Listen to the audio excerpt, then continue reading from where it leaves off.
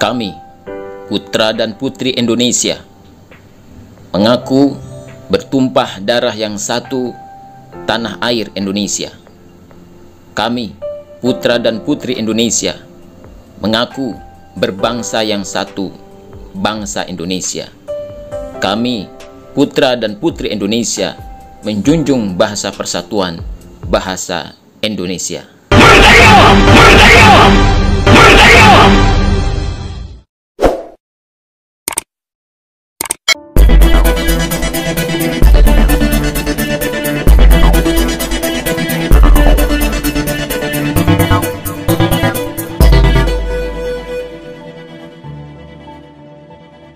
Bertemu kembali dengan saya Rina Solihin dalam channel Rina Menjawab.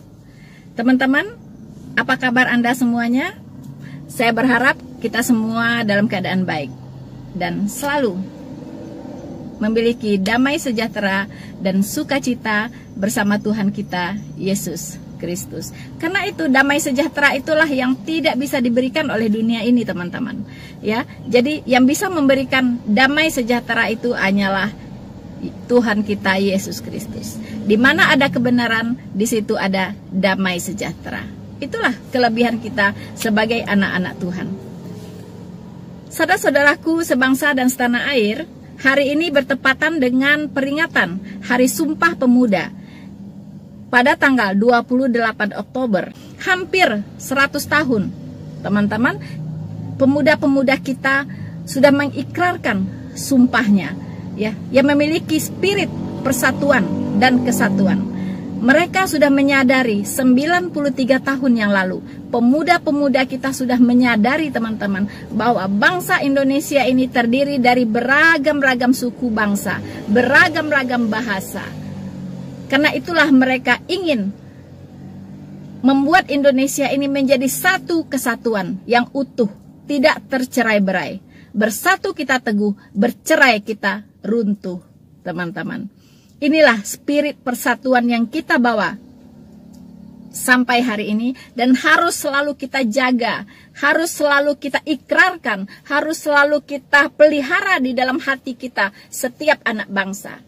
Jangan sampai ada yang berpikir ingin memecah belah bangsa ini, teman-teman, ya.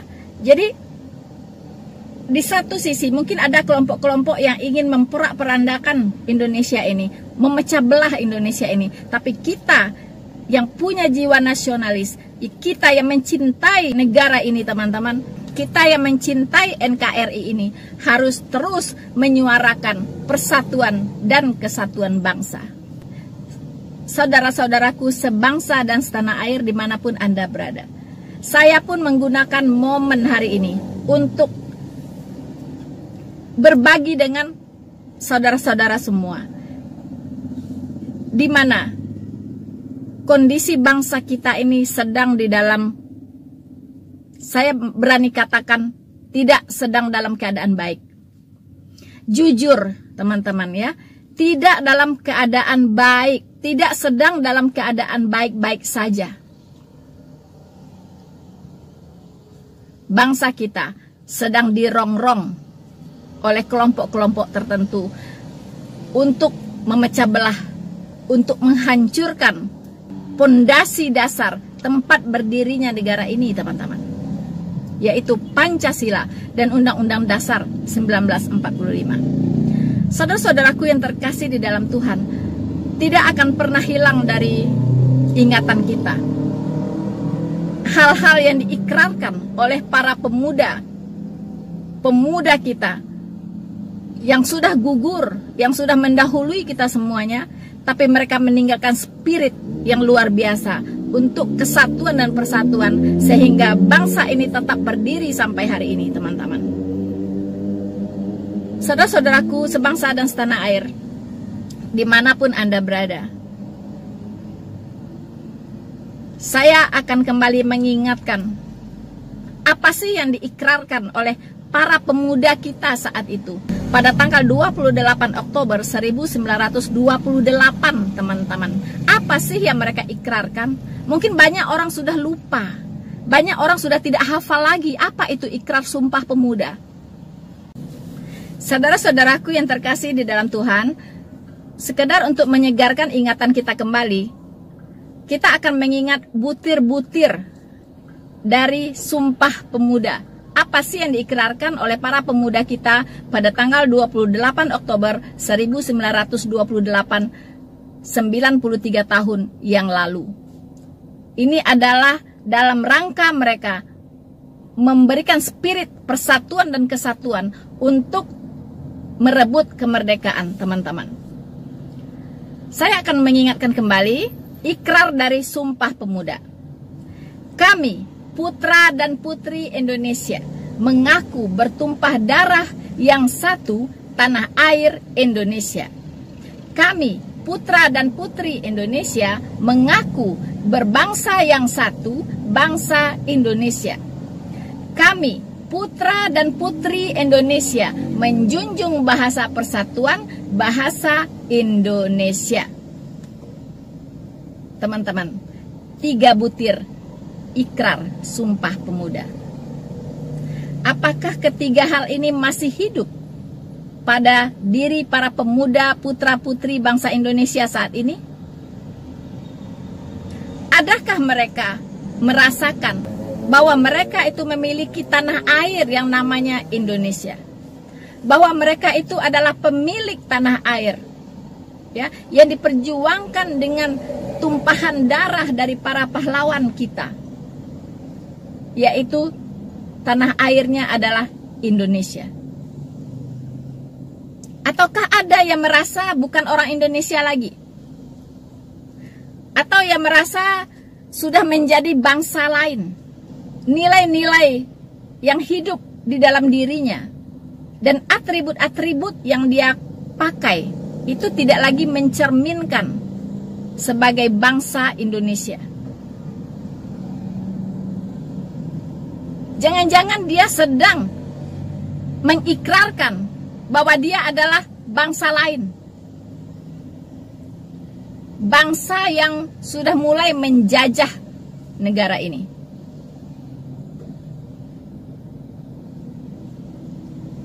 Pada tanggal 21 April, kita ingat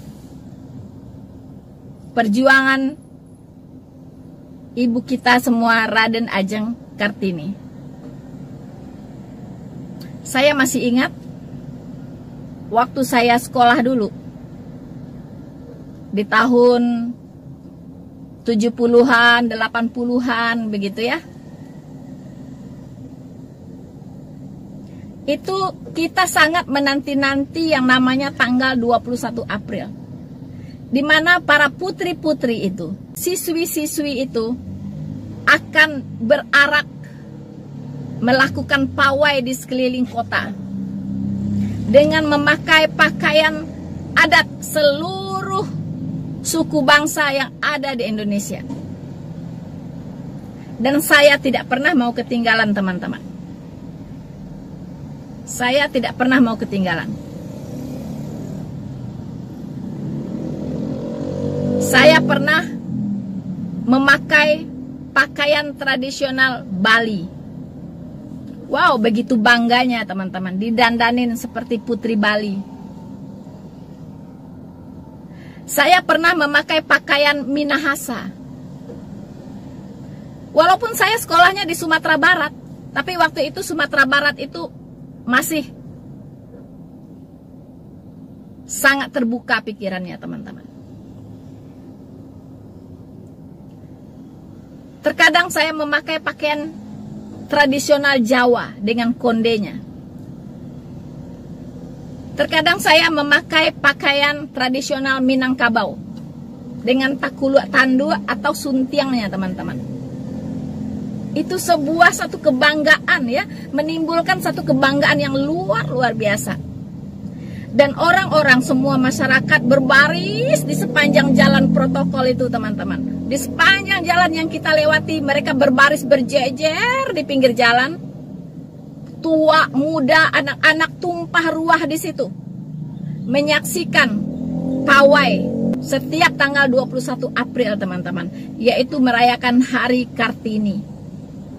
Semua siswi-siswi SD, kadang TK, SD, SMP, SMA berbaris melakukan pawai berkeliling kota.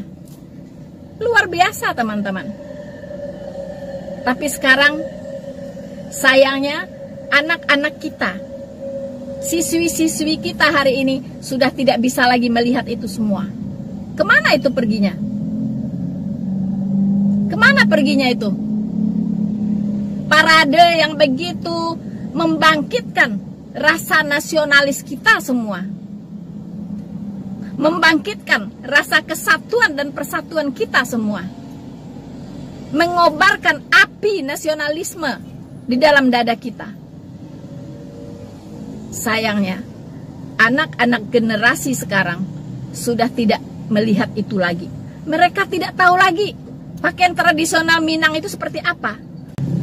Saudara-saudaraku sebangsa dan setanah air dimanapun Anda berada, tema dari peringatan Sumpah Pemuda pada hari ini sangat luar biasa saya lihat teman-teman, yaitu bersatu, bersatu, bangkit dan tumbuh. Luar biasa, bersatu, bangkit dan tumbuh. Tidak akan ada kebangkitan tanpa persatuan. Tidak akan ada pertumbuhan tanpa kebangkitan. Teman-teman, kenapa ada tema ini? Sekali lagi saya katakan, pasti yang membuat tema ini sangat-sangat sangat rusuh, sangat khawatir dengan kondisi bangsa ini teman-teman. Di zaman gini masih menyerukan persatuan. Hello, abad ke-21 masih menyerukan persatuan. Biasanya persatuan itu diserukan ketika awal-awal dari kemerdekaan. Itu orang menyerukan yang namanya persatuan. Atau di dalam masa perperangan, pertempuran, itu orang menyerukan persatuan. Tetapi hari ini, ketika bangsa-bangsa lain tidak lagi memikirkan persatuan, karena memang sudah tidak jadi tema lagi, karena memang mereka sudah dengan sendirinya sudah dalam kondisi persatuan. Mereka sudah memikir hal yang lebih jauh di bidang teknologi, di bidang ilmu pengetahuan. Mereka sudah berpikir bagaimana bisa hidup di bulan. Teman-teman, bangsa Indonesia masih berbicara tentang persatuan. Bersatu, bangkit, tumbuh. Berarti ini belum terjadi di negara ini teman-teman. Kita belum bersatu. Kita belum bangkit. Kita belum bertumbuh. Baru bersatu, buyar lagi. Baru bangkit, memble lagi. Baru tumbuh, layu lagi. Ini keadaannya teman-teman. Kondisi bangsa ini sangat tidak kondusif untuk persatuan, kebangkitan, dan pertumbuhan menuju kemajuan. Artinya, bangsa kita sungguh-sungguh jauh tertinggal dari bangsa-bangsa lain. Ini harus sadarilah semuanya. Ya, siapapun Anda, sadari ini. Jadi, bersatu, bangkit, dan tumbuh. Kadang saya sedih. Seharusnya temanya bukan ini lagi. Ini tema ini seharusnya itu 93 tahun yang lalu sudah diikrarkan oleh para pemuda kita.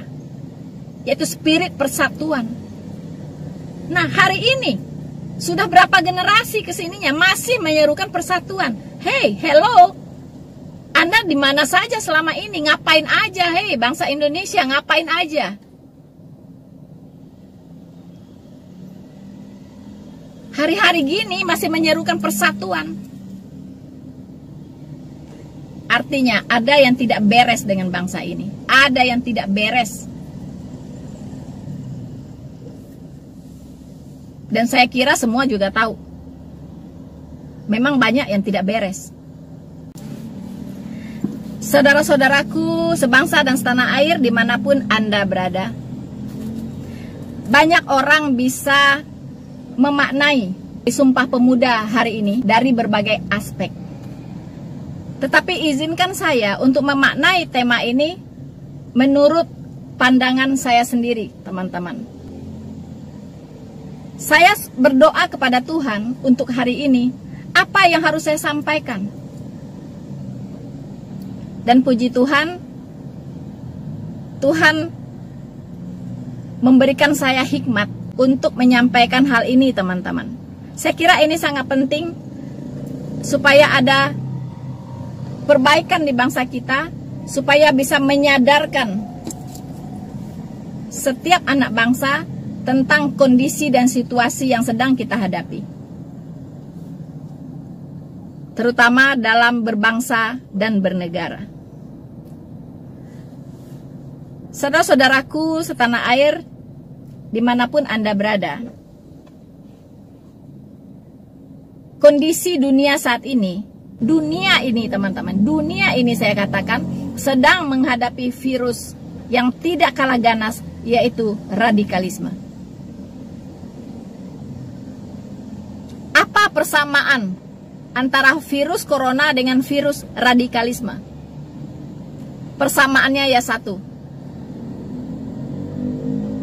persamaan yang pasti, yaitu punya efek mematikan, teman-teman. Punya efek mematikan. Jadi kedua virus ini, virus corona dan virus radikalisme, itu mematikan. Virus corona menyerang imun sistem ya dari tubuh kita, teman-teman. Sementara virus radikalisme menyerang imun sistem dari pikiran dan mental manusia. Lalu apakah gejala-gejalanya sama, teman-teman? Antara virus corona ya, ketika seseorang mengalami serangan dari virus corona atau terinfeksi virus corona dengan terinfeksi radikalisme, ajaran-ajaran radikalisme. Apakah sama gejala-gejalanya? Sama, teman-teman, sama. Kalau orang terkena virus corona, dia mengalami yang namanya pusing-pusing, ya, kepala dibuat jadi pusing, kemudian perut mual, meningkat lagi, hilang rasa penciuman, hilang rasa pengecapan, teman-teman. Jadi nggak tahu lagi membedakan bau ini udah nggak ada bau apa-apa, ya. Terus nggak bisa lagi merasakan makanan ini rasanya apa, manis, asin, pedas, udah nggak bisa lagi merasakan apa-apa. Jadi mati rasa, teman-teman, ya. Kemudian setelah mati rasa, semakin parah nih, ya. Akhirnya dia menyerang semua organ.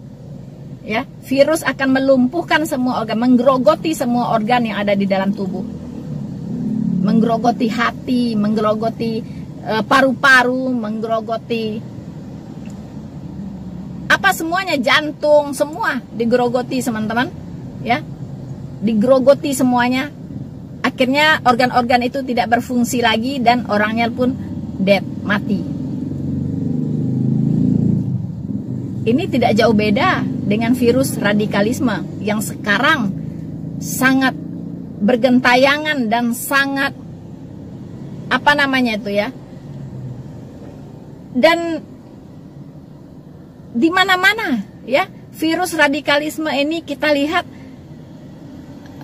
ada di mana-mana, teman-teman, menggerogoti anak bangsa. Ya. Ketika virus radikalisme itu menghinggapi seseorang, pertama pusing dulu, teman-teman, ya, pusing dulu, karena dia menyerang otak, ya. Jadi ada semacam perbenturan nilai dulu, perbenturan nilai, teman-teman. Setelah itu, setelah dicekokin terus, ya. Kemudian mungkin dia tadinya pusing, mual-mual, ya, merasa bagaimana gitu ya. Bener nggak sih kayak gitu? Bener nggak sih akhirnya berperang, pusing, mual? Akhirnya setelah virus ini menggerogoti terus, akhirnya hilang rasa. Sudah tidak bisa lagi membedakan mana yang benar, mana yang salah. Sudah hilang penciuman, hilang pengecapan, tidak bisa lagi gitu. Mana yang benar, mana yang salah, mana yang akan menghancurkan bangsa ini, mana yang akan membawa kebaikan, mana yang akan membawa kemudaratan, sudah tidak bisa lagi membedakan. Sama saja rasanya, ya. Tidak ada rasa lagi. Tidak bisa lagi membedakan. Begitu, ya. Satu saja rasanya, yaitu tidak ada rasa. Jadi Indonesia yang sejatinya terdiri dari bermacam-macam rasa, teman-teman. Ada rasa asin, manis, pahit, ada yang apa namanya, pedas. Itu sudah tidak terasa lagi. Sudah tidak dilihat lagi itu, teman-teman. Semua hilang rasa. Jadi tidak ada lagi toleransi untuk yang perbedaan ini, untuk yang sesuatu yang berbeda. Tidak ada toleransi lagi. Karena sudah hilang rasa, hilang penciuman, hilang pengecapan. Teman-teman, beginilah lama-lama bangsa ini, kalau tidak cepat-cepat diatasi penyebaran dari nilai-nilai radikalisme ini, akan tinggal nama, yaitu mati. Kasihan para pemuda kita yang sudah bersumpah 93 tahun yang lalu mengikrarkan spirit persatuan dan kesatuan bangsa. Itu sia-sia. Betapa sedihnya mereka kalau mereka bisa melihat apa yang terjadi dengan bangsanya pada hari ini.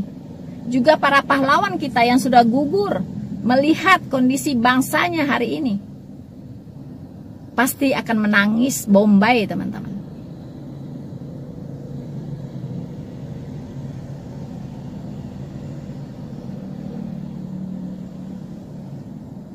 Sedih memang.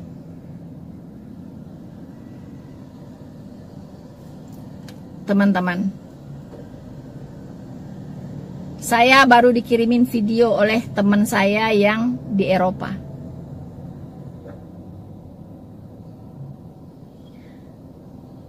Di sana juga sedang terjadi penyebaran virus radikal, teman-teman.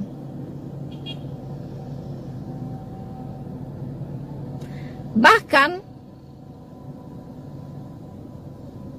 yang mendeklarasikan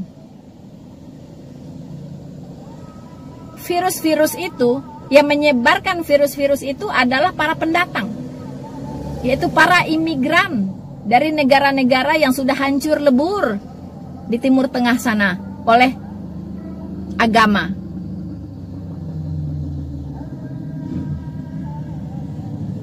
Ketika negara mereka hancur lebur, mereka semuanya kabur dari sana, memasuki negara-negara Eropa.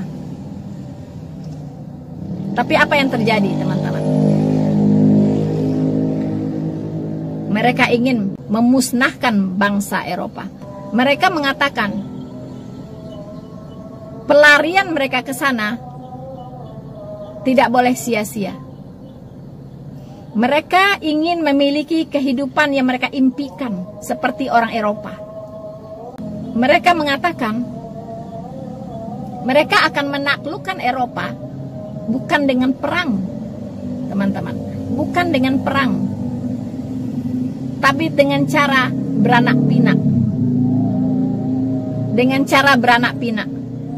Dan dengan cara mengawini perempuan-perempuan Eropa. mereka dengan terang-terangan mengatakan, anakmu perempuan akan kami kawini. Kalian cuman punya 1 istri, kami akan memiliki 4 istri, bahkan lebih. Ini dia katakan kepada orang-orang Eropa, teman-teman. Dia katakan lagi, kalian mempunyai anak paling 1, lalu 1 lagi anjing. Ya, memang orang Eropa itu sudah malas punya anak, teman-teman. Ya mungkin mereka mencari kenyamanan ya, nggak mau repot-repot atau bagaimana, kualitas hidup mereka jadi terganggu kalau punya anak ya, tidak bisa menikmati lagi hari tuanya, harus mikirin anak dan sebagainya. Akhirnya mereka tidak mau punya anak. Kalau punya anak pun itu paling 1, 2. Dan bahkan Eropa menawarkan fasilitas supaya orang-orang ini menikah dan punya anak. Bahkan anak masih di dalam kandungan saja itu sudah difasilitasi oleh negara.